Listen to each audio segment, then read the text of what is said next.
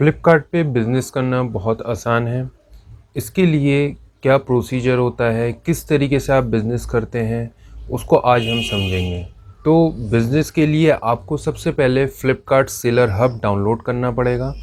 जब आप ये ऐप डाउनलोड करते हैं, तो इसके बाद आपको जो रेगुलर बेसिस जैसे आपका फ़ोन नंबर हो गया, ईमेल एड्रेस हो गया, वो सब डिटेल आपको मेंशन करनी पड़ती है। तो स्टेप बाय स्टेप हम समझते हैं क्या प्रोसीजर होता है रजिस्ट्रेशन करने का और कैसे आप सेलर बन सकते हैं फ्लिपकार्ट पे। फ्लिपकार्ट सेलर हब ऐप जब आप डाउनलोड करते हैं तो आपको 10 डिजिट मोबाइल नंबर के लिए पूछा जाता है। 10 डिजिट मोबाइल नंबर आप डालेंगे अपना, और उसके बाद ईमेल एड्रेस और अपना नेम आप डालेंगे रजिस्ट्रेशन प्रोसेस के लिए।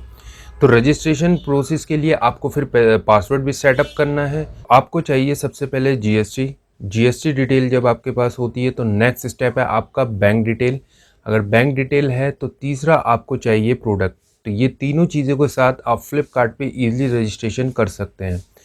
अब यहाँ पे आपको अपना पिन कोड डालना है। जिस शहर से आप बिज़नेस करना चाहते हैं उसका एरिया का पिन कोड। जब आप वो पिन कोड डालेंगे तो फ्लिपकार्ट आपको बता देगा कि वहाँ पे फ्लिपकार्ट सेलर बनाने की फैसिलिटी है या नहीं है, यानी कि ई कार्ट की सर्विस है या नहीं है। तब वो फ्लिपकार्ट आगे फर्दर आपको पेज ओपन करके दिखाएगा, यानी कि रजिस्ट्रेशन के लिए जो पूछा जाएगा फिर आगे पूछा जाएगा। एक कंडीशन यहाँ पे ये आती है कि जो पिन कोड आपने मेंशन करा है वहाँ पे फ्लिपकार्ट की सर्विस नहीं है। सर्विस से मतलब पिकअप सर्विस नहीं है। जो ऑर्डर्स आप पैक करेंगे उसको फ्लिपकार्ट वहाँ पे पिकअप नहीं कर सकता।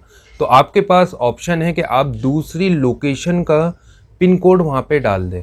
दूसरी लोकेशन सेम स्टेट का आप कोई सा भी पिन कोड डाल दीजिए जहाँ पे फ्लिपकार्ट की सर्विस है, और फिर फ्लिपकार्ट आगे फर्दर आपको रजिस्ट्रेशन फॉर्म ओपन करने देता है। तो अब फ्लिपकार्ट पे आपसे जीएसटी डिटेल पूछी जाती है। तो जीएसटी के लिए यहाँ पे 3 कंडीशन है। सबसे पहली है आपके पास अगर जीएसटी है, आप ऑफलाइन सेलर हैं ऑलरेडी और आप अपने रेगुलर स्कीम में एनरोल कर रखा है, तो जब आप अपना जीएसटी वहाँ फ्लिपकार्ट पे मेंशन करते हैं तो वो इंस्टेंट चेक करके आपके लिए फर्दर आगे फॉर्म ओपन कर देता है।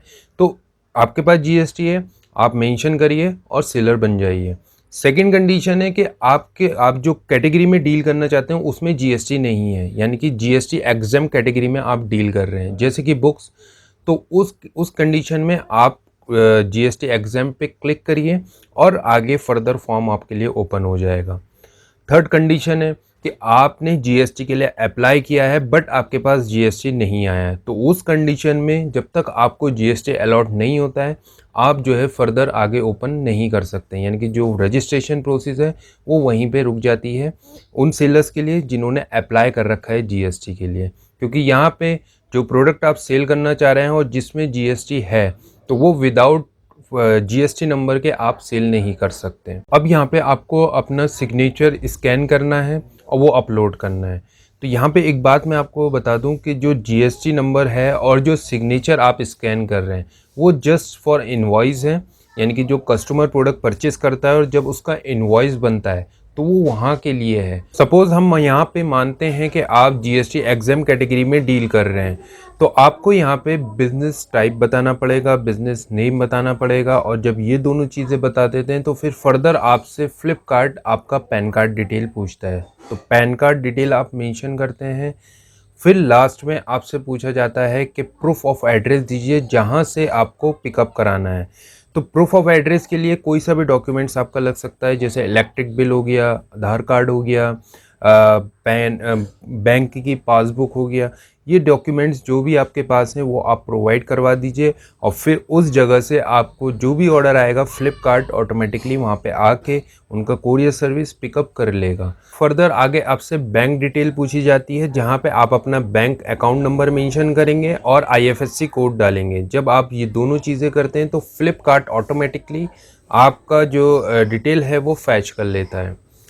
यहाँ पे आपको फ्लिपकार्ट कैंसिल चेक अपलोड करने को भी बोलता है, तो आप कैंसिल चेक अपलोड करेंगे और फ्लिपकार्ट आपके बैंक अकाउंट में 1 से 5 रुपीज़ के बीच में कुछ अमाउंट डाल सकता है। कुछ भी अमाउंट वो हो सकता है, और वो अमाउंट आपको अपने प्रोफाइल में आके वेरीफाई करना होता है कि ये अमाउंट आपने रिसीव किया है। तब फ्लिपकार्ट अपने बैंक से आपका बैंक लिंक करता है और जो ऑर्डर आप प्रोसेस करते हैं फिर उसका पैसा आपके बैंक डिटेल में आता है।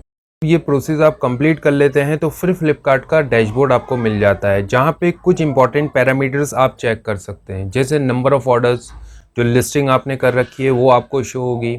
इसके अलावा जो पेमेंट आपको रिसीव हो रही है या होने वाली है वो आप देख सकते हैं।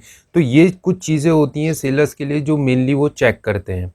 तो पुराने सेलर्स के जो भी ये ऐप डाउनलोड करेंगे उन्हें तो ज़रूर ये पैरामीटर फिलअप दिखेंगे, बट जो एक नए सेलर रजिस्ट्रेशन कर रहे हैं उनके लिए ये कॉलम ब्लैंक रह सकते हैं, क्योंकि यहाँ पे आपने अभी बिज़नेस स्टार्ट नहीं किया है। और जब आप बिज़नेस स्टार्ट कर लेते हैं, लिस्टिंग कर लेते हैं, ऑर्डर्स आपको आना शुरू हो जाते हैं, तो ये कॉलम धीरे धीरे फिलअप होना शुरू हो जाते हैं। मैंने आपको फ्लिपकार्ट की पूरी प्रोसेस बता दी है कि किस तरीके से आप रजिस्ट्रेशन करेंगे, सारी कंडीशन बता दी है कि अगर जीएसटी है तो क्या करेंगे, नहीं है तो क्या करेंगे, या फिर अप्लाई कर रखा है तो क्या करेंगे। तो ये बहुत ईजी है प्रोसेस। एक बार आप रजिस्ट्रेशन कर लेते हैं तो फ्लिपकार्ट पे बिज़नेस करना ऐसा है जैसे बच्चों का खेल।